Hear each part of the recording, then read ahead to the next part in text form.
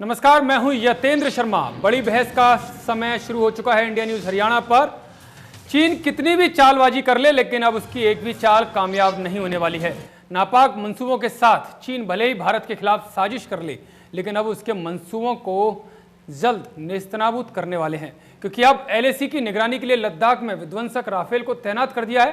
भारत के सबसे घातक लड़ाकू विमान राफेल के लद्दाख में पहुंचने पर चीन की सेना ने रात में हमले का अभ्यास किया है। साफ है कि चीन समझ चुका है कि भारत के सामने अब उनकी दाल गलने वाली नहीं है। चीन ने यह युद्धाभ्यास ऐसे समय पर किया है जब भारत का सबसे आधुनिक फाइटर जेट राफेल लद्दाख के आसमान में उड़ान भर रहा है। ऐसा इसलिए किया जा रहा है ताकि राफेल पायलट वहां के मौसम और वातावरण से परिचित हो जाए। अगर चीन किसी भी तरह की गुस्ताखी करे और राफेल की जरूरत पड़े तो उसके पायलट इस वातावरण से पहले ही परिचित हों। उधर एलएसी यानी वास्तविक नियंत्रण रेखा पर चल रहे तनाव के बीच आज एक बार फिर दोनों देशों के बीच कमांडर स्तर की बातचीत हुई। यह कोर कमांडर स्तर की छठी बैठक है। खास बात यह है कि इसमें विदेश मंत्रालय का एक वरिष्ठ अधिकारी भी शामिल हो रहा है। सूत्रों के मुताबिक दोनों देशों के बीच कोर कमांडर स्तर की यह वार्ता चीन वाले हिस्से मोलदो में हो रही है। इस वार्ता से भारत कुछ मजबूत हल चाहता है। दोनों देशों के विदेश मंत्रियों ने भी आश्वासन दिया था कि डिसएंगेजमेंट को लेकर वे गंभीर हैं। इधर पूर्वी लद्दाख में अप्रैल महीने से भारत चीन के बीच तनाव की स्थिति जारी है। दोनों पक्षों के बीच कई बार बातचीत होने के बावजूद भी हालात में कोई भी नरमी नहीं आई है। इस बीच पिछले 3 हफ्तों में चीन को भारतीय सेना ने करारा जवाब दिया है। सेना ने पूर्वी लद्दाख की वास्तविक नियंत्रण रेखा पर 6 नई अहम चोटियों पर अपना कब्जा जमा लिया है। इससे चीन को झटका लगा है और भारत को बढ़त भी हासिल हो गई है। कुल मिलाकर भारत पूरी तरह से तैयार है। अब चीन की हर चाल नाकाम होने वाली है। इस तरह से आप देख सकते हैं कि किस तरह अब भारत लगातार बढ़त और प्रेशर बनाने का काम चीन और उसकी सेना पर करता जा रहा है। बड़ी बहस में हम इसी मुद्दे पर चर्चा करेंगे और जो इंडिया न्यूज हरियाणा के सवाल है भारत की ताकत के सामने चीन की अब चलने वाली नहीं है, लेकिन चीन रहकर अपनी चाल चलता रहता है। ऐसे में अब सवाल ये उठता है कि आखिरकार चीन की ये चालबाजी कैसे और कब खत्म होगी, और क्या राफेल से डरेगा ड्रैगन? इंडिया न्यूज हरियाणा के सवाल है, क्या राफेल से ड्रैगन डरेगा?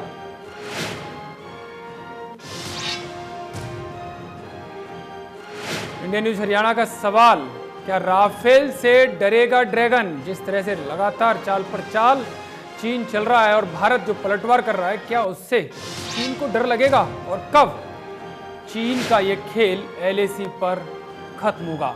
और चालबाज चीन से बातचीत कब तक चलेगी? आखिर कब तक ये वार्ताओं का दौर चलता रहेगा और कब ये हल निकलेगा? इंडिया न्यूज हरियाणा के इन तमाम सवालों पर चर्चा करने के लिए हमारे साथ पैनल में मौजूद रहेंगे प्रवक्ता हैं बीजेपी की तरफ से प्रवीण अत्रे जी हैं, वहीं कांग्रेस की तरफ से प्रवक्ता रहेंगे चेतन चौहान जी, और डिफेंस एक्सपर्ट के तौर पर रहेंगे रिटायर्ड कर्नल संतपाल जी और रिटायर्ड कर्नल दर्शन सिंह ढिल्लो साहब हमारे साथ इस बड़े पैनल पर इस गंभीर मुद्दे पर चर्चा के लिए मौजूद रहेंगे।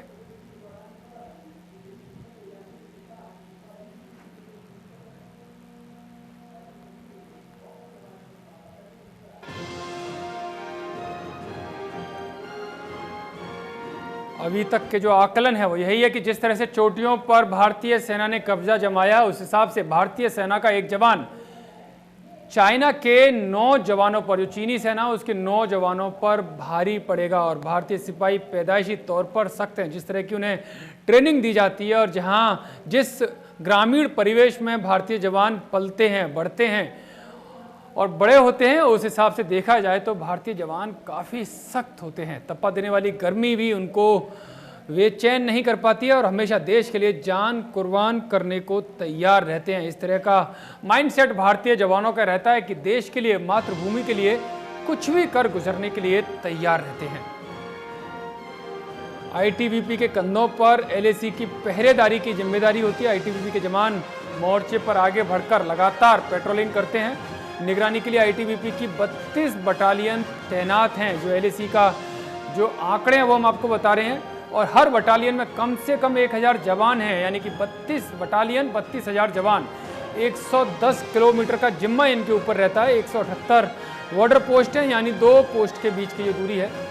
और ये सीमा दुनिया के सबसे जोखिम भरे इलाकों से गुजरती है। जो सीमा है लेह लद्दाख की, खासकर चाइना और भारत की जो LAC है, वो बड़ी जोखिम भरी हुई है। चीन ने युद्धाभ्यास के लिए तिब्बत को ही क्यों चुना? जिस तिब्बत के साथ चीन गुलाम जैसा सलूक करता रहा है, उसके प्रति ड्रैगन का दिल पिघल रहा है या इसके पीछे कुछ और है?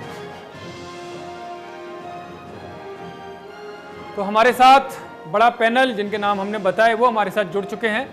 सबसे पहला सवाल मेरा रिटायर्ड कर्नल संतपाल जी से है। संतपाल जी, जिस तरह के हालात हैं, कोर कमांडर लेवल की मीटिंग शुरू हो गई है आज, उसमें विदेश मंत्रालय के भी अधिकारी शामिल हो रहे हैं, लेकिन सवाल यही है कि जब रक्षा मंत्री और विदेश मंत्री आपस में दोनों देशों की बात कर चुके हैं, तो इस तरह की मीटिंग के क्या मायने हैं?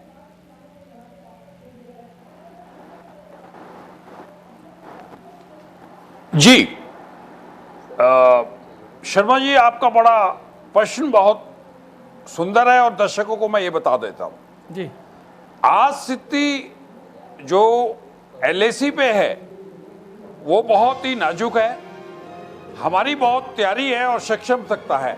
जो आज बात हुई है कोर कमांडर लेवल की, मोल्डो के अंदर हुई है, जो चाइना की तरफ पे है हेडक्वार्टर का, उसमें हमारे lieutenant general Harinder Singh 14 core GOC थे और लेफ्टिनेंट जनरल PG मेनन साहब थे, और इसके अलावा ज्वाइंट सेक्रेटरी साहब थे मिनिस्ट्री ऑफ एक्सटर्नल अफेयर्स से, और उनकी तरफ से लियो लिन साहब थे।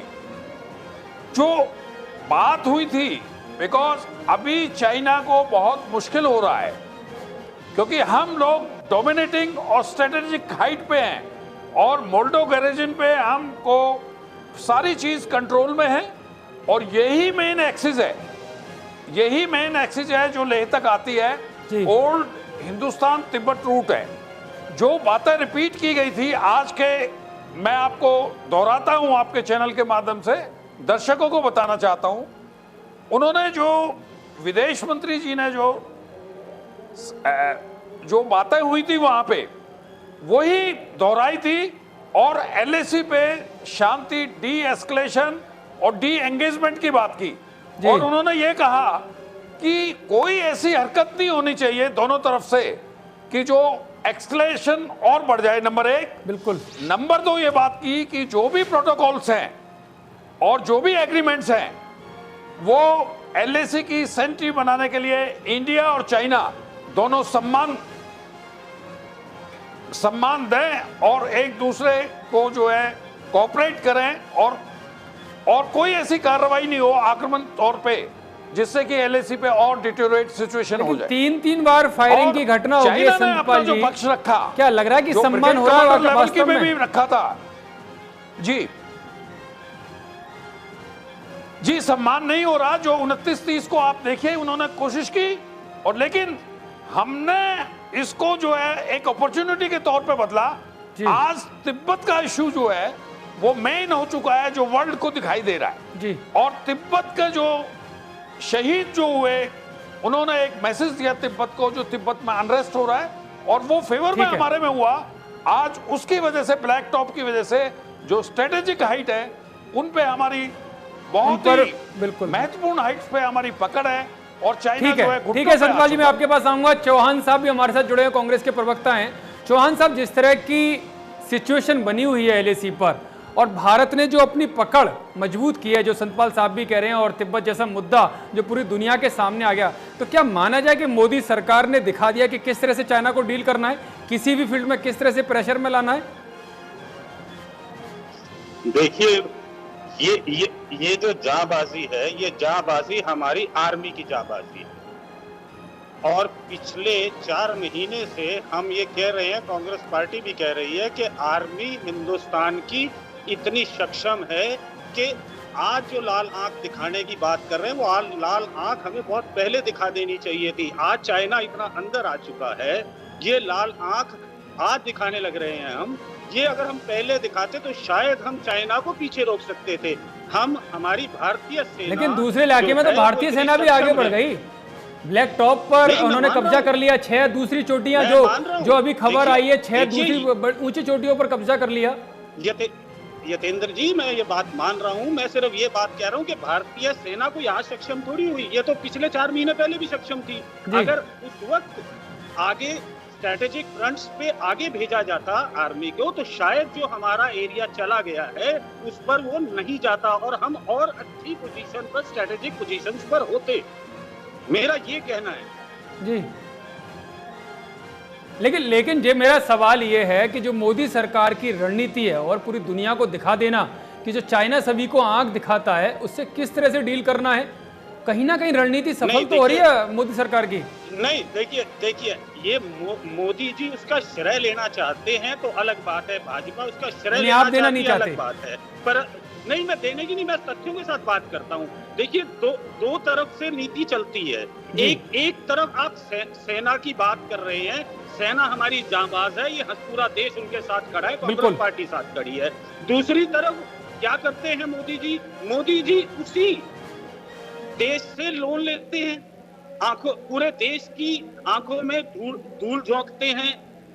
ये किस तरीके का दोगलापन है? मोदी जी चाइना का अब तक नाम नहीं ले पाए, जितने भी संबोधन देश को करे उसमें चाइना का नाम नहीं ले पा रहे हैं। क्यों नहीं ले पा रहे हैं? संसद में बहस करने को राजी नहीं है। क्यों नहीं राजी है? ये सब कुछ जो है ये सेना का श्रेय है, ना कि मोदी जी का श्रेय। मैं ये बात पर कह रहा हूँ, सेना हमारी सक्षम है, सेना ड्रैगन को और चाइना को मुंह तोड़ जवाब देगी, ऐसा मैं भी मानता हूं। डिल्लो साहब, चौहान साहब का कहना है कि जो कदम पहले उठाना था, जिसकी वजह से चाइना इतने अंदर तक आ गया, वो कदम बाद में उठाए गए।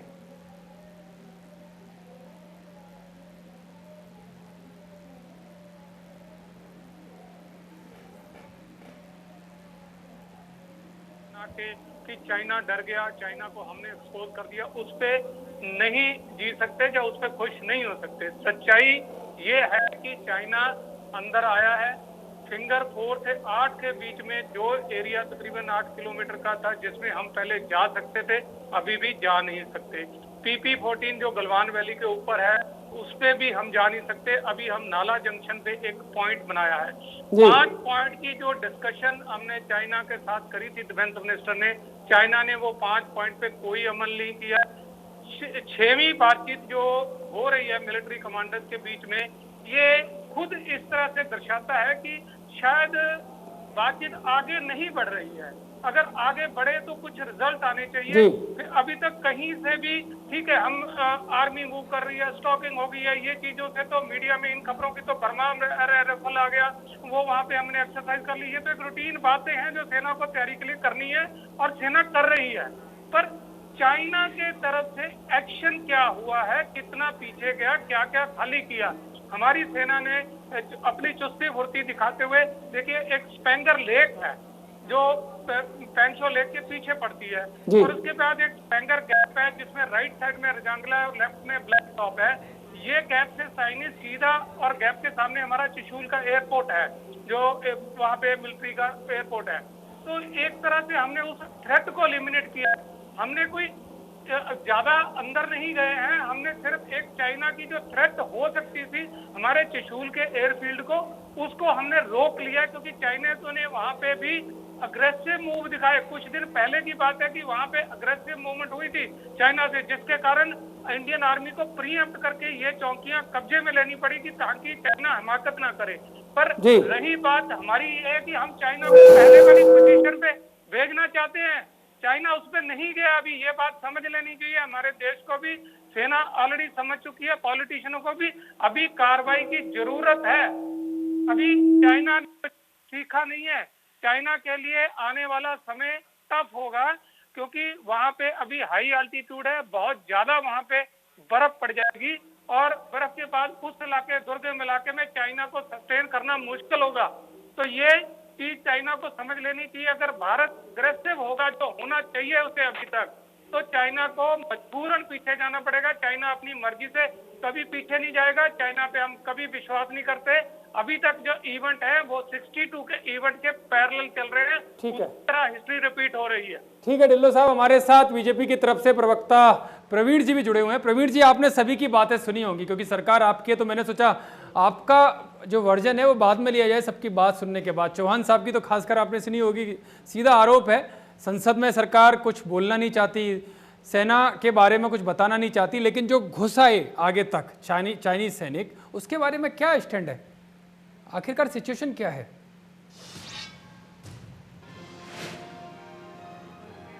राजनाथ सिंह जी ने बाकायदा इसके ऊपर अपना वक्तव्य दिया, संसद को यथास्थिति जो भी स्थिति है उससे अवगत कराया, पूरे देश के सामने अपनी बात रखी। तो पहली चीज तो ये है कि इस तरह का आरोप जो है वो राजनीति से प्रेरित है।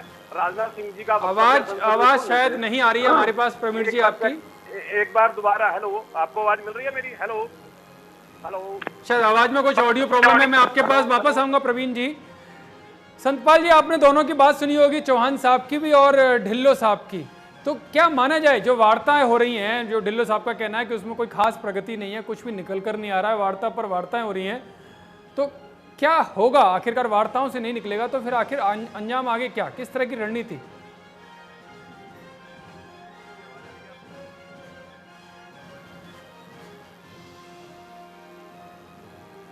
अच्छी तरीके से उन्होंने बताया।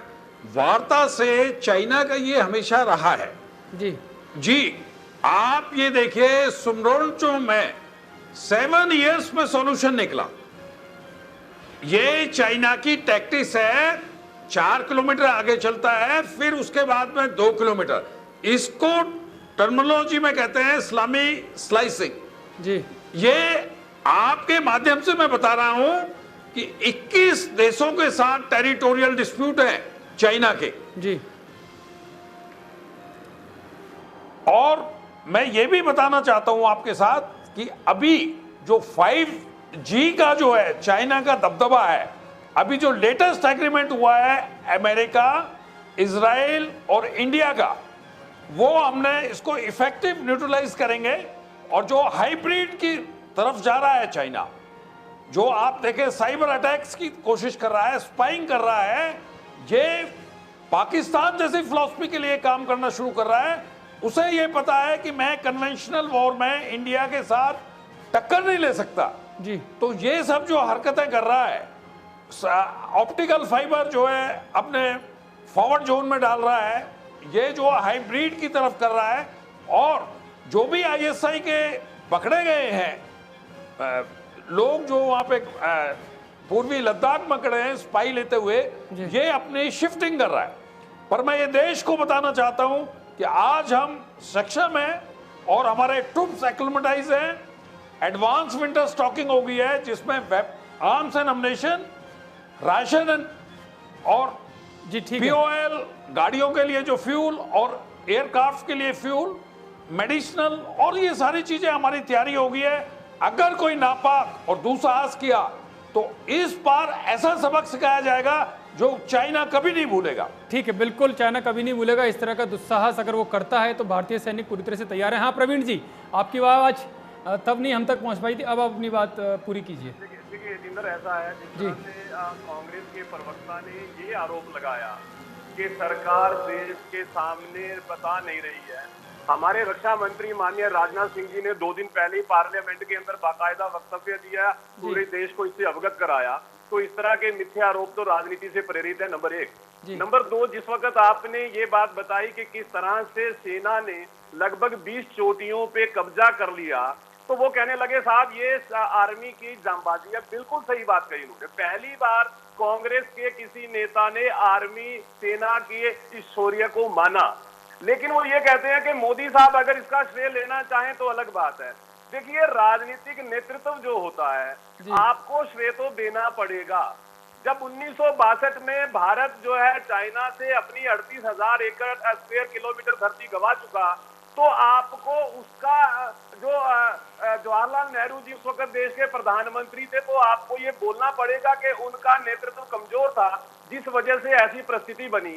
ये 2020 का भारत है और ये सेना ने लगातार दिखाया जिन चोटियों पे भारतीय सेना ने कब्जा किया, चाहे हम गुरुंग हिल की बात करते हैं, चाहे हम मगर हिल की बात करें, रतिल्ला की बात करें, रजांगला की बात करें, ये वो चोटियां हैं जो सामरिक दृष्टि से महत्वपूर्ण है और 1962 के बाद पहली बार भारतीय सेना इन चोटियों पे काबिज हुई है। तो सेना के पराक्रम तो मानना पड़ेगा और राजनीतिक नेतृत्व को आपको बधाई देनी पड़ेगी। साथ में इन्होंने एक आरोप और लगाया, जो लगातार कांग्रेस झूठ बोलती है कि साहब लोन ले लिया।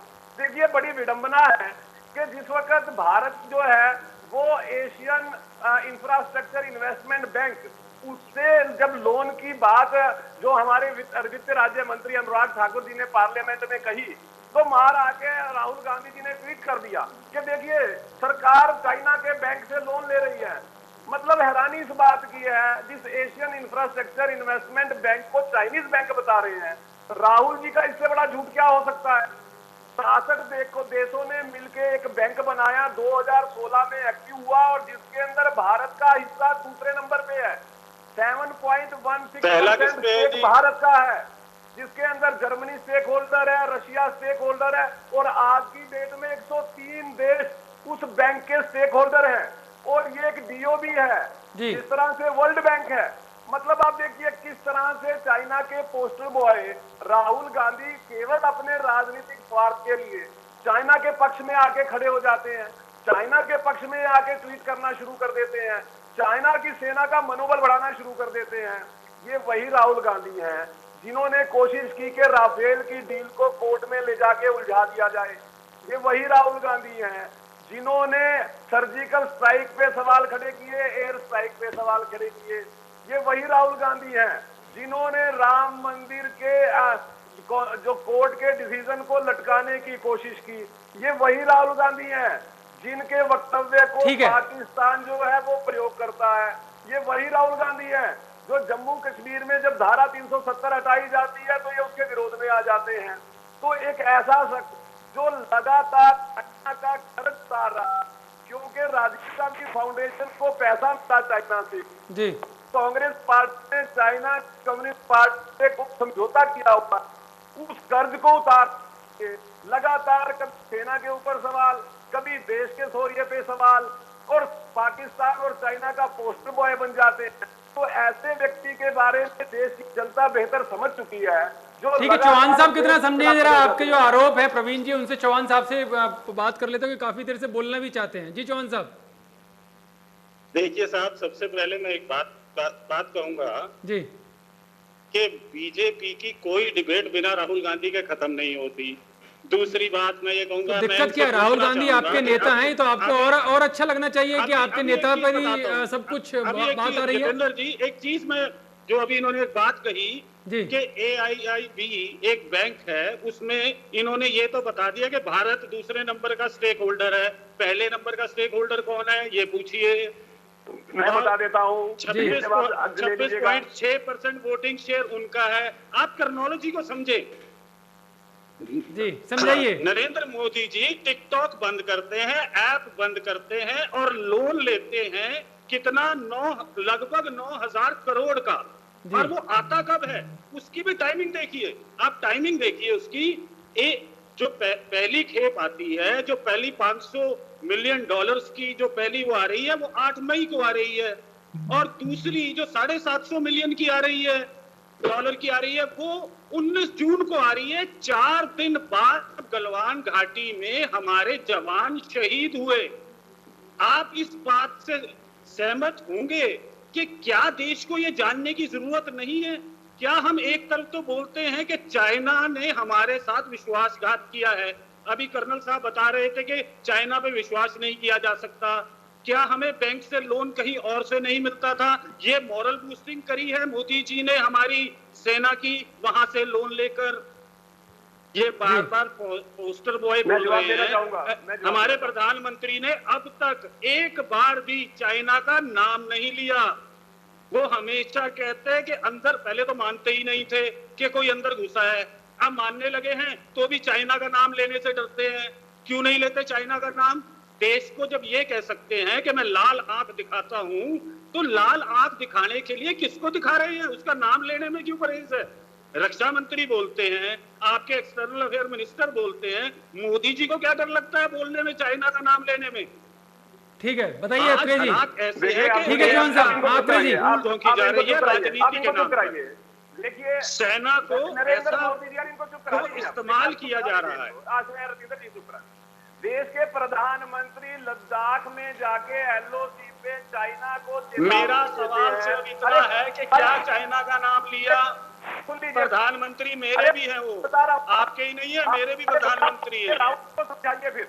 ये कल राहुल वो लद्दाख में जाके उन्होंने चाइना का नाम लिया, क्या राहुल गांधी संसद में चाइना का नाम लिया, अरे देश के नाम मन की बात करी, उसमें चाइना का अब नाम परेशान लिया। क्यों हो रहे हैं? अब परेशान क्यों हो रहे हो? जरा मैं सुन के पूछ सुन रहा हूं लीजिए। आपसे। जब आप बोल रहे थे मैं तो सवाल कर रहा हूं साहब। अरे हो गया सवाल, फिर अब सुन लीजिए जवाब। हो गया सवाल ना, हाँ, जवाब सुन बोलिए। लीजिए। देखिए, ऐसा है, जब देश के प्रधानमंत्री लद्दाख में एलएसी पे खड़े होके चाइना को चेताते हैं, जब उनके उस भाषण के बाद पूरी दुनिया बिना नाम चाइना से। के खिलाफ, अरे भाई बीच में मत बोलिए, चाइना के खिलाफ जब दुनिया लामबंद हो जाती है, जब अमेरिका, ऑस्ट्रेलिया, जापान जैसे देश भारत के साथ आके खड़े हो जाते हैं, उस वक्त तकलीफ किसको होती है? पोस्टर बॉय को। दूसरी बात, ये कहते हैं कि साहब 9,000 करोड़ रुपया का लोन ले लिया। इनको शायद यही नहीं पता कि जिस तरह से वर्ल्ड बैंक के अंदर बाकी सभी कंट्री स्टेक होल्डर हैं, एशियन डेवलपमेंट बैंक के अंदर सभी कंट्री स्टेक होल्डर हैं, ऐसे ही एशियन इंफ्रास्ट्रक्चर इन्वेस्टमेंट बैंक जो है, जो एक एमडीबी बैंक है, मल्टी लेवल डेवलपमेंट बैंक, जिसका फाइनेंस बैंक से कोई लेना देना नहीं है, उसके अंदर 103 देश स्टेक होल्डर है। 103 देश, भारत उसका स्टेक होल्डर है। और जब कोविड की महामारी शुरू हुई, $2 अरब का फंड इस बैंक ने रखा। उस सभी देश जो स्टेक होल्डर है, उनके अंदर उनकी जरूरत के अनुसार लोन देने के लिए। ये सब देशों का बैंक है, किसी एक देश का कोई लेना देना नहीं इससे। इसमें भारत दूसरे नंबर पे है, जर्मन है, रशिया है, 103 देश है इसके। ठीक है, ठीक है, मैं आप लोगों के पास आऊंगा, आप लोगों की बिल्कुल बिल्कुल ठीक है चौहान साहब, ठीक है, ठीक है अत्रे जी। ढिल्लो साहब, एक चाइना ने एक वीडियो जारी किया है प्रोपेगेंडा फैलाने के लिए कि जो गुआम है, जो अमेरिकी नौसैनिक का जो बेस अड्डा है, काफी बड़ा अड्डा जिसे माना जाता है, वहां पर चाइनीज सेना एक मिसाइल अटैक करती है। हालांकि पूरा फेक वीडियो जिस तरह से दिखाई दे रहा है, लेकिन वो जारी किया गया है और वो पूरा अमेरिकी नौसैनिक अड्डे को गुआम में नष्ट कर देती है। तो चाइना के हालांकि कोई बयान नहीं आया, लेकिन जिस तरह से वीडियो जारी किया गया है कि किस तरह से उसके लड़ाकू हेलीकॉप्टर, बम वर्षक जो विमान है, जो हेलीकॉप्टर है, वो एक अमेरिकी नौसैनिक अड्डे को तबाह कर देते हैं। तो क्या मैसेज माना जाए इसका?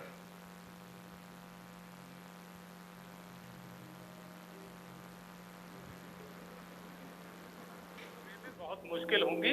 तो ये हाइब्रिड जो साइबर वॉरफेयर है, इससे उसको ज्यादा तवज्जो देनी होगी।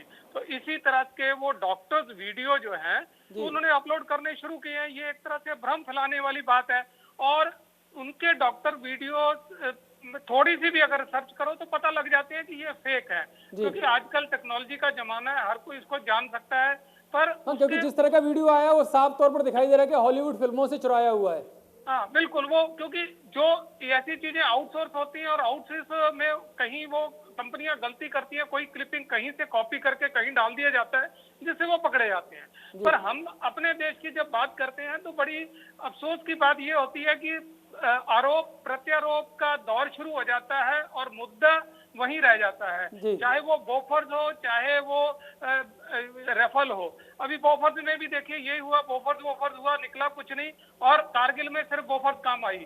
अभी यही राफेल में होगा। मुद्दा राजनीति खूब दबके हुई है, सरकारें गिर जाएंगी, सरकारें बन जाएंगी, मंत्री बन जाएंगे राफेल पे, पर बाद में राफेल काम आएगा। तो आप जो मुद्दा है उसको पीछे छोड़ के अपनी पॉलिटिक्स करते हैं। कारगिल की लड़ाई में बीजेपी थी, उससे पहले जब साइचन कैप्चर किया तो कांग्रेस थी, 71 की लड़ाई में कांग्रेस थी।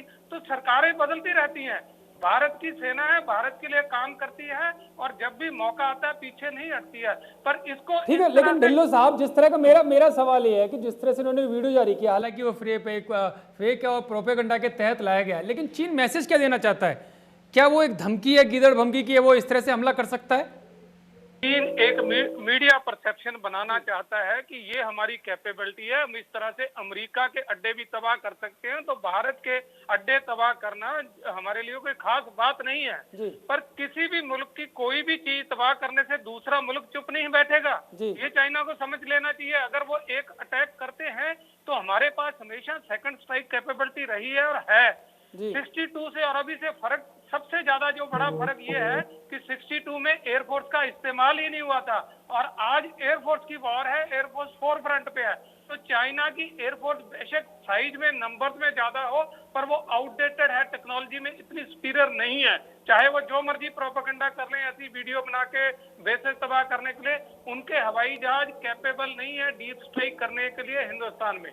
वो उनको भी पता है, उनकी टेरेन फेवरेबल में नहीं है, लॉजिस्टिक बेसेस बहुत ज्यादा दूर है, हाई अल्टीट्यूड की तिब्बत का इलाका जो बहुत जोखिम भरा है, वहाँ पे बड़े ऑपरेशन सस्टेन करने बहुत मुश्किल है और ये चाइना को भली बात पता है, इसीलिए वो ऐसा प्रोपेगेंडा वॉर से हमारा ब्रेन वॉश करना चाहता है। ठीक है, बिल्कुल बिल्कुल ब्रेन वॉश करना चाहते हैं, इस तरह का प्रोपेगेंडा वो फैला रहे हैं। लेकिन भारतीय सेना का जो जोश और जो जज्बा है और जो रणनीति है वो लगता नहीं कि इस तरह के फेक प्रोपेगेंडा में फंसेगी। संतपाल साहब, मेरा एक सवाल यही है कि जिस तरह से अप्रैल से जो रिपोर्ट्स आई हैं कि अप्रैल से ही चाइनीज़ जो पीएलए है उसने जो पेट्रोलिंग करते करते कई सारे पॉइंट्स हैं जहां पर भारतीय सेना को पेट्रोलिंग नहीं करनी दे रही और आज भी यही सिचुएशन है, तो एक तरह से वो कब्जा करना चाहती है उन पूरे सिस्टम पर। तो क्या रणनीति इस वक्त होनी चाहिए?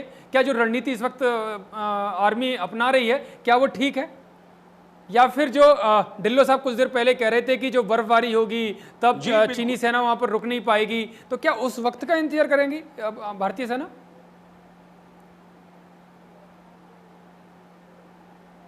जी, मैं ये बताना चाहता हूं कि जो चाइना आज पॉलिसी कर रहा है जी, और जो अपना शिफ्टिंग कर रहा है, जो आप हाइब्रिड वार की तरफ जा रहा है, जो मैंने आपको पहले बताया था, स्पाइंग में जो पकड़े गए हैं लोग बाग, और दूसरा आईएसआई के लिए कर रहा है, ये रणनीति कर रहा है। आप जो 4 महीने के, जो मैं आपके प्रश्न पे आ रहा हूं, जो 4 महीने की बातें कर रहे हैं, उसकी पॉलिसी अलग थी उस टाइम। हम लोग गलवान में जो इंसिडेंट हुआ था, हम लोग सम्मान कर रहे थे और जो सहमति बनी थी कोर कमांडर लेवल की, लेकिन जब वेरिफिकेशन के लिए गए तो उनका रवैया अलग था। उसके बाद जो हमने अपनी रणनीति बदली है जी, वो एक अपने आप में विशेष है। आज आप देखिए चुशूल बॉल के अंदर जो बहुत इंपॉर्टेंट बॉल है, हम लोग बड़ी सक्षम स्थिति पे हैं और चाइना घुटने पे है, और चाइना ब्रिगेड कमांडर की लेवल पे 7 डेज तक गिड़गिड़ाता रहा है। और आज चाइना को यह पता लग गया है कि इंडिया जो है, he will be offensive, dominance हमारी लैंड फोर्सेस की बहुत हाई है। सेकेंडली, हमारी जो वेदर कंडीशन है, यही महीना है जो कंपेनिंग है, जो सीजन है, जो कंपेनिंग सीजन है, ये चाइना को भी पता है जी। और आप ये देखें, वो थिएटर कमांडर की, मतलब 5 थिएटर कमांड है उनकी जो है पीएलए के, उन्होंने बातचीत की है, और एक जो कोर कमांडर की लेवल में जो विलंब हुआ था, वहां से कोई रिप्लाई नहीं आ रहा था। They are planning, they are in fix. उनको ये नहीं हो रहा, क्योंकि एक अपने आप में मीडिया ने जो उनको 60 आदमी मरे हैं, जो अमेरिका की जो न्यूज वीक ने निकाला कि उनके 60 आदमी मरे हैं, ये उनके लिए बड़ा डिमोरलाइज है। जो उनके एक्स सर्विसमैन है, उन्होंने भी अपनी आवाज उठाई है, सर्विस पर्सनल ने भी थोड़ा सा मनोबल ज्यादा मनोबल गिराया और उन्होंने भी आवाज उठाई है, और देश के अंदर भी अंदरूनी बात हो रही है, और उनको वो सम्मान नहीं मिला जो हमारे सैनिकों को ना पूरे देश ने सम्मान दिया है। तो ये देश ने सम्मान दिया है, लेकिन संतपाल साहब सवाल फिर वही आ जाता है, जिस स्तर का प्रेशर भारत सरकार ने बना रखा है चाइना के ऊपर, और लगातार मीटिंगों का दौर जारी है, कोर कमांडर स्तर की ये बैठक है, लेकिन चाइना की जो हिस्ट्री रही है वो एक वादा खिलाफी की रही है। अगर इसमें कुछ तय भी हो जाता है इस तरह की मीटिंगों में, लेकिन इसकी क्या गारंटी है कि चाइना वादा खिलाफी नहीं करेगा? फिर रणनीति क्या होगी? जी, जी, हमारी जो एग्रेसिव पेट्रोलिंग है, जी डोमिनेंस है, और आप ये देखें हमारे जो जवान हैं और बिल्कुल मुस्तैद हैं और डोमिनेटिंग में हैं। मैं आपको ये बता रहा हूं, जो हमने ये फॉरवर्ड पोस्चर का पॉलिसी अडॉप्ट किया है, इसमें उनकी बिल्कुल हिम्मत नहीं हो सकती 1 इंच आने के लिए। और ये हमारा पॉलिटिकल विल भी है। जो मैसेज दिया है प्राइम मिनिस्टर साहब ने बॉर्डर से, मैं आपको दर्शकों को बताना चाहता हूं, जब सब बड़ा लीडर एक ऐसा मैसेज देता है तो चीजें जो है बहुत बदलती हैं। मैं उदाहरण देता हूं, इराक के अंदर जब प्रेसिडेंट साहब यूएस के गए और ट्रूप्स के साथ मिले, सद्दाम को उन्होंने 15 डेज में रिजल्ट दे दिए थे। तो यही मोदी जी ने वहां से एक मैसेज दिया है। दूसरा मैं बताता हूं, पुतिन साहब जो रशिया के प्रेसिडेंट हैं, वो जब चेचेनिया में रिवर्सेस हो रहे थे, वहां पे जो है हमको उनको सफलता नहीं मिल रही थी, लेकिन वहां गए और विद इन 10 डेज रिजल्ट्स वो वहां पे आ गए। तो ये हमारे सीनियर मिलिट्री लीडर्स भी वहां विजिट कर रहे हैं। आप चीफ साहब का विजिट देखिए, वो मनोबल बढ़ा रहे हैं, रिव्यू कर रहे हैं। और मैं इसके अलावा अरुणाचल वाला एरिया और जो मिडल सेक्टर है, वो भी हम हाई अलर्ट पे हैं। और उनको जितने हमारे बेसिस हैं, जितने हमारे एयर बेसिस हैं, वो भी फॉरवर्ड पोस्टरिंग पे हैं। बिल्कुल। और स्थिति बड़ी मजबूत है। चाइना को मुश्किल हो रहा है आज, बिल्कुल चाइना को मुश्किल हो रहा है। चौहान साहब, जिस तरह की मुश्किलें चाइना के सामने कर दी हैं, सैन्य स्तर पर तो हो ही रहा है। कमांडिंग जो कमांडर लेवल की मीटिंग है, या विदेश मंत्रालय या रक्षा मंत्री, सभी ने मीटिंग की है, लेकिन साथ ही साथ मोदी सरकार की जो रणनीति है वो उसके आर्थिक हितों पर भी चोट पहुंचाना है। शायद ही ऐसा कभी हुआ होगा कि जिस तरह से उसके व्यापार को घाटा पहुंचाया हो किसी सरकार ने। क्या ये कम है? आप मेरी एक बात देखिए, मैं फिर एक बात बोलना चाह रहा हूँ कि आप सिर्फ देश के आंखों में धूल झोंक रहे हैं। आप छोटी मोटी एप्स को बंद करते हैं और लोन फिर लेते हैं। मेरे बीजेपी के प्रवक्ता भाई ये नहीं बोल पाए। लोन को लेकर प्रवीण जी ने तो आपको बता दिया, फिर भी आप संतुष्ट नहीं है अपनी पार्टी की तरह। मैं वही पूछना चाह रहा हूँ जी। देखिए, बीजिंग के अंदर उसका है, सबसे ज्यादा स्टेक उस देश का है, हेडक्वार्टर उस बैंक का वहां है। और हमारे नरेंद्र मोदी जी, हमारे प्रधानमंत्री, एक बार अपने मुंह से चाइना लफ्ज नहीं निकाल रहे। जिस तरीके से अभी कर्नल साहब बोल रहे थे, सतपाल जी बोल रहे हैं और ढिल्लों साहब बोल रहे हैं जी, चाइना ने बहुत ही अच्छा काम किया और बहुत सक्षम जगहों पर हैं। और आज हम उनको धकेलने में, और हम आज चाइना को धकेलने के लिए बिल्कुल तैयार हैं।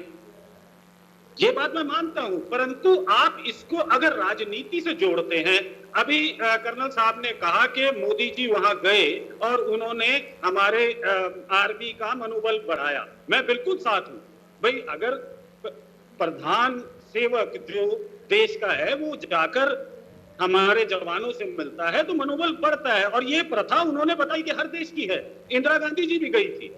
परंतु इसमें राजनीति नहीं होनी चाहिए, जो मैं बात करना चाह रहा हूं।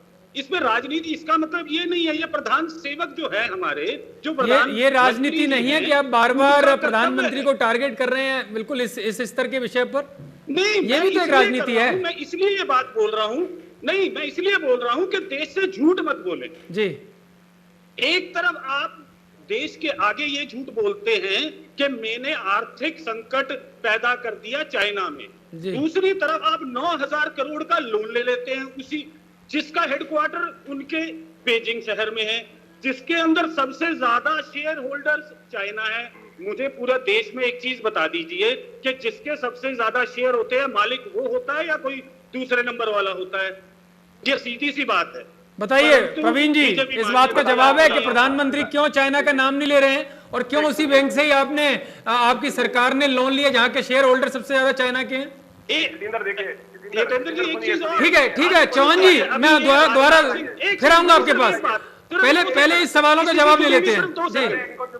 सिर्फ 2 सेकंड की बात है, इसी से जुड़ी हुई। पाखंड और झूठ क्या होता है जी, मैं सिर्फ एक चीज कहना चाह रहा हूँ कि आप देखिए, अभी प्रवीण जी ने कहा कि राजनाथ सिंह जी ने बहुत अच्छे से पार्लियामेंट में दिखाया, बोला। और एक चीज आज इनके एमओएस बोलते हैं कि कुछ कोई अंदर घुसाई नहीं। जवाब तो ले लीजिए चौहान साहब, देखिए ऐसा है, अगर जी। कोई देश वर्ल्ड बैंक से लोन लेता है तो चौहान साहब कहेंगे, राहुल जी कहेंगे उसने अमेरिका से लोन ले लिया, क्योंकि वर्ल्ड बैंक में सबसे ज्यादा हिस्सेदारी अमेरिका की है। अगर कोई एशियन डेवलपमेंट बैंक से लोन लेता है तो राहुल जी कहेंगे उसने जापान से लोन ले लिया, क्योंकि उसमें जापान की हिस्सेदारी सबसे ज्यादा है। जबकि ये सारे बैंक फाइनेंस बैंक नहीं है, ये चौहान साहब भी जानते हैं। ये डेवलपमेंट बैंक होते हैं और सारे देश मिल के बनाते हैं। जिस तरह से कोऑपरेटिव होता है, ये वो संस्था इस तरह से काम करती हैं। सभी देश अपने अपनी हिस्सेदारी डालते हैं, अपने अपने हिस्से के पैसे जमा करते हैं, और जिस देश को किस जरूरत पे वो पैसा दिया जा सके वो प्रोसेस का वर्किंग का होता है। और इसके अंदर 103 देश हैं दुनिया के, 57 देशों ने मिलकर शुरू किया था, आज 3 देश हैं इसके हिस्सेदार। उसके बावजूद वही झूठा राग लापा जा रहा है। अब आप साहब ये बता दो कि सबसे ज्यादा किसका शेयर है? मत बोलिए भाई, बता दो यार, इससे ज्यादा क्या बताऊंगा, पीछे मत बोलिए। अब देखिए किसका सबसे ज्यादा शेयर है? नाम नहीं लेते, मैं आपको राज आप ही चाइना का नाम लेने से परहेज कर रहे हैं। अरे मैं कह रहा हूँ चाइना, भाई तुम सुन तो लीजिए पूरी बात, अब बीच में मत बोलिए। देखिए जिस वक्त देश के प्रधानमंत्री पंडित नेहरू थे, देश आजाद हुआ था, हमारी मिलिट्री के कमांडर इन चीफ जो है रॉबर्ट लोकार्ट थे, जो अंग्रेज थे। जब वो प्रधानमंत्री जी से मिलते हैं और उनसे ये सवाल करते हैं कि देश सेना कैसे चाहिए बताए, तो पंडित नेहरू कहते हैं we don't need any defence policy, मतलब हम सेना चाहते नहीं है। फिर वो 1922 से समझौता कर लेते हैं, और उसके बाद 1962 हो जाता है। उस वक्त के जनरल मुथैया अपनी किताब में लिखते हैं कि मैं पंडित नेहरू से मिलकर मांग करता हूं कि सेना को हथियारों की जरूरत है, लेकिन पंडित नेहरू मेरी बात नहीं सुनते। मुझे कहते हैं कि आप मेरे पास क्यों आ गए, आप डिफेंस मिनिस्टर से मिलिए, और डिफेंस मिनिस्टर लड़ाई के दौरान छुट्टियां मनाने गए होते हैं विदेश में। क्या हुआ सबको पता है। तो एक राजनीतिक नेतृत्व तो था वो, और एक राजनीतिक नेतृत्व है मोदी। हालात है कि 1971 भी बोल दीजिए। नॉर्थ और साउथ पे कब्जा कर लिया, ब्लैक टॉप हमारे कब्जे में आ गई। जब इस तरह की स्थिति उत्पन्न हो गई, दुनिया चाइना के खिलाफ लामबंद हो गई, चाइना के ऊपर आर्थिक चोट मारी गई। लेकिन इसको राहुल गांधी को, जो चाइना के एम्बेसडर के साथ जाके करते हैं डिनर, जिनकी माताजी और खुद जाके चाइना की कम्युनिस्ट पार्टी से खुद समझौता कर लेते हैं, जिसकी जांच ये तो चौहान साहब बताएंगे किस तरह का समझौता था। चौहान साहब, जो एमओयू साइन हुआ आखिरकार क्या था उसमें? पॉलिटिकल पार्टी किस तरह से एमओयू साइन करती हैं? अब आप मैं चौहान साहब से ले लेते हैं इसका जवाब। राजीव गांधी फाउंडेशन को चाइना से जो पैसा मिला था, किस एवज में मिला था, वो बता दे चौहान साहब। आप एक मेरी बात आपने कह लिया, मैं आज कह सकता हूँ? जी बोलिए चौहान साहब। हाँ, बस जवाब दे दीजिए बस। आप मुझे एक बात बताइए, पीएम केयर फंड का आप क्यों नहीं देते? हम तो देने को तैयार हैं। आपने हमारे ऊपर ईडी लगा रखी है, आप पीएम केयर फंड का देते हैं? जो आप सवाल पर सवाल कर रहे हैं चौहान साहब, जवाब नहीं है ये। आप मेरी पूरी बात आने दीजिए। जी वो तो सुप्रीम कोर्ट ने भी क्लियर कर दिया ना, जो आप सवाल कर रहे हो तो कोर्ट के थ्रू भी हो गया। बात, अब मेरी बात ले लीजिए। सुप्रीम कोर्ट ने क्लियर कर दिया, उसको सुप्रीम कोर्ट की बात मान लीजिए। उसमें सुप्रीम कोर्ट आपको कह चुका है, आपको जो दे चुका है जवाब। क्यों नहीं मानते सुप्रीम कोर्ट की बात? आप जब वहां मुंह पे खा आप तो संतुष्ट हो जाइए। आप मुझे एक बात बताइए, आपने बात शुरू करी 1962 से, 1971 का जिक्र आपने नहीं किया। रॉबर्ट लोकार्ट से शुरू हुआ, मैं तो 1947 से। चलो 1947 से आपने आके ये कहा कि 1962 में हमारे पास आर्मी नहीं थी।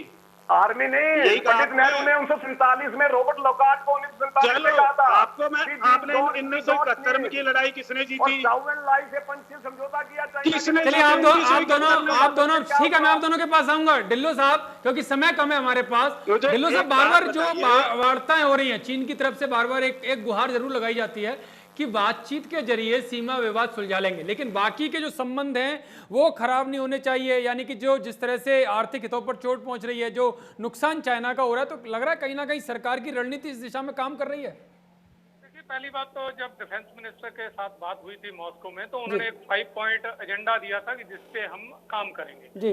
उसके बाद वो उसी 5 पॉइंट एजेंडे से ही मुकर गए जी। तो वहां पे तो एक पॉलिटिकल मीटिंग थी वहां, इसलिए उन्होंने कहा कि हम बातचीत करना चाहते हैं, पर ऑन ग्राउंड जो उनकी PLA आर्मी है उसके पास कोई इंस्ट्रक्शन नहीं है और वो किसी भी चीज पे बातचीत करके कोई हल निकालना ही नहीं चाहते हैं। तो चाइना का स्टैंड जो है जस का तस वहीं बना हुआ है। लेकिन बाकी फील्ड में वो चाहते हैं कि नॉर्मल रिश्ते बने रहें भारत और चाइना के। और पर यही बात जैसे पाकिस्तान के साथ ही अग्रेसिवनेस और जो ट्रेड है साथ साथ नहीं चलता। दोनों चीजें साथ साथ नहीं चल सकती कि हम उनसे फंड भी लें और हम उनके साथ वहां समझौते भी करें और वो हमारी इस तरह आर्मी पे हमले भी करें। ये नहीं होगा। चाइना के साथ जो समझौते हैं वो रद्द करने पड़ेंगे। ये ऐप वगैरह से कोई चाइना का बहुत बड़ा नुकसान नहीं हुआ। उनसे इंपोर्ट बंद करनी पड़ेंगी। बड़ी बड़ी कंपनियां जो अभी कोलैबोरेशन के साथ चल रही हैं, खासकर टेलीकॉम के सेक्टर में बहुत ज्यादा इक्विपमेंट चाइना से आ रहा है। यहाँ तक कि बुलेट प्रूफ जैकेट्स का मटेरियल भी चाइना से तो काफी मिनिस्ट्रीज ने इन पर रोक भी लगाई है। हाँ, अभी रोक लगाई है। तो जब हम इनको बैन करेंगे, देखिए सरकार बैन करेगी तो बैन होगा। अगर हम कहेंगे कि लोगों से सिर्फ दिवाली की लाइटें नहीं खरीदेंगे तो बैन हो जाएगा, उससे नहीं होगा। उससे नहीं होगा, यानी कि बड़े बड़े कदम उठाने होंगे और सरकार को सख्त एक्शन लेना पड़ेगा। संतपाल साहब, जिस तरह से अभी फिलहाल जो स्थिति है, कोर कमांडर लेवल की जो बैठक चल रही है, उसमें पहली बार शायद विदेश मंत्रालय है उससे एक अधिकारी को शामिल किया गया है। इसके क्या मायने हैं? क्योंकि आमतौर पर जब सैन्य कमांडरों की मीटिंग होती है उसमें कोई विदेश मंत्रालय से कोई अधिकारी नहीं होता। जी देखिए, ये मीटिंग दो प्रकार की होती है। एक होती है फ्लैग मीटिंग्स, जो बॉर्डर पे कमांडर्स होते हैं वो बातचीत करते हैं। जी, एक पहले आपको मैं सिंपल टर्म्स में बताता हूँ। जी, जैसे वहां बॉर्डर पे जो पोस्ट बनी होती है तो हम व्हाइट फ्लैग दिखा देते हैं, कोई हमारा पशु चला गया, गलती से आदमी चला गया या कोई और इंसिडेंट हो जाती है, तो वहां पे उनके भी लोग आ जाते हैं और हमारे भी वो रिजॉल्व हो जाता है। अगर थोड़ी बड़ी इंसिडेंट होगी तो वहां पे मेजर रैंक के अफसर को जो पोस्ट कमांडर है वो आपस में सॉल्व कर लेते हैं। जी, उससे ज्यादा बड़ी बात हो जाती है तो उनके जो बटालियन कमांडर है कर्नल लेवल के, और ये जो बहुत ही अगर वो नेशनल लेवल पे बात आ जाती है तो ब्रिगेड कमांडर लेवल पे हो जाती है जी, और फिर डिविजनल कमांडर, और जैसे बापत साहब की हुई थी, और या फिर ये जो कोर कमांडर लेवल की बात है, ये एक बहुत ही बड़ा मुद्दा है।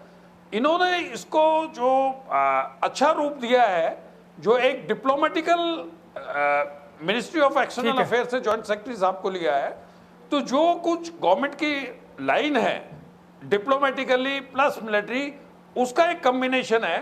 तो ये कोशिश की जा रही है कि जो कॉन्फिडेंस बिल्डिंग मेजर्स हैं और जो मिलिट्री के कॉन्फिडेंस बिल्डिंग मेजर्स हैं, तो उन बातों को जो मिला जुला के जो किया जाए तो एक अच्छा परिणाम निकलेगा। लेकिन क्या जो चाइना बार बार कह रहा है कि जो सीमा विवाद को एक तरफ रख के द्विपक्षीय संबंध जो होने चाहिए देश के वो बरकरार रखे जा सकते हैं, क्या ऐसा हो सकता है? जी नहीं, जब तक आपके सीमा पे तनाव है जी, संबंध अच्छे नहीं हो सकते।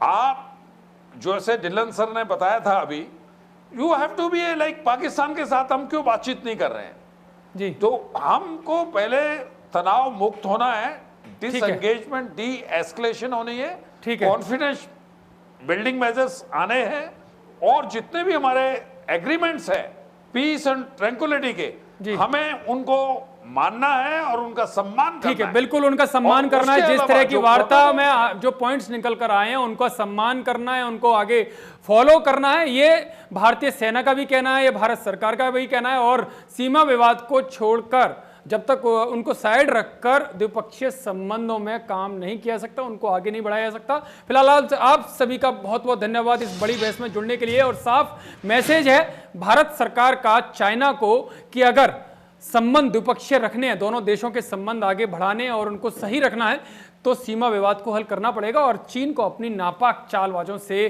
दूर रहना पड़ेगा। फिलहाल बड़ी बहस में इतना ही।